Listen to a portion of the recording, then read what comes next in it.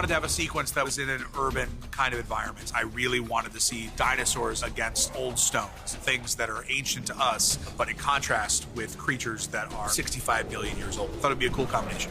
Now that we're not on an island, we need to create something as magical, but also different. We have a massive sequence that we shot in Malta that incorporates dinosaurs in this environment. It's like a Born Identity film with Jurassic in there as well. The brief for the Atrociraptors was sprinters, basically, always on. All their muscles were firing continuously. They were always in a hurry, and they wanted to get you. That level of energy and that level of reality of the way they move through the space is what makes this feel like a very gritty, grounded chase sequence.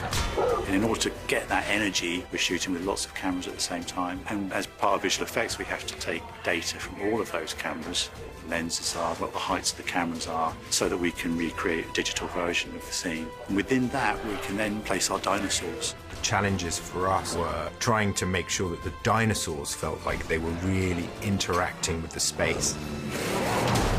Using every opportunity we could to have those dinosaurs playing with surfaces, kicking off walls, knocking things over, tumbling through dust.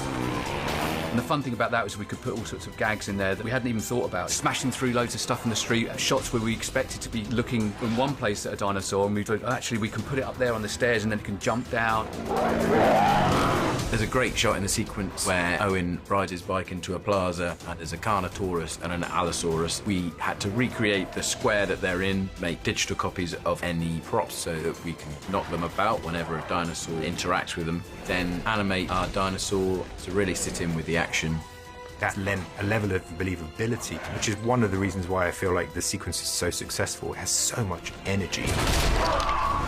Claire realizes that the supervillain is Soyona, and so she tracks and chases her and ultimately gets into a really intense fight.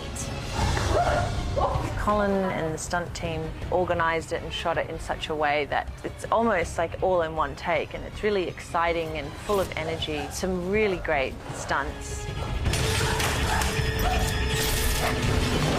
Claire's just had a fight sequence with Sayona, being chased by a dinosaur, ends up jumping out this window, down into here, and then runs along the rooftop.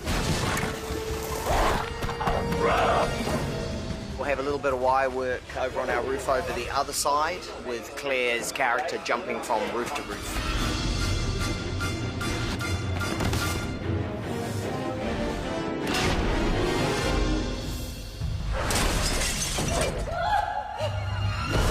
In the midst of that ensues one of the greatest chase sequences ever put on film.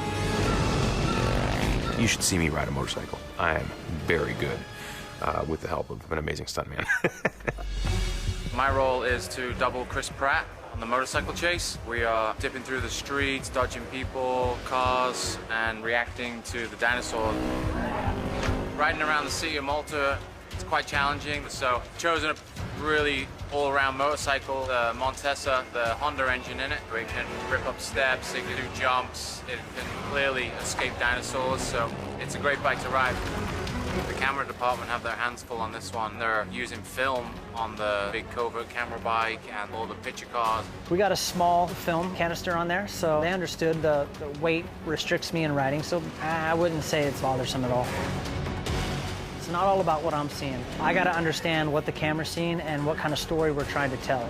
There's been a bunch of dynamic shots we've done so far. Our VFX friends will obviously get involved later and get the monsters to chase us, but it's been unbelievably cool.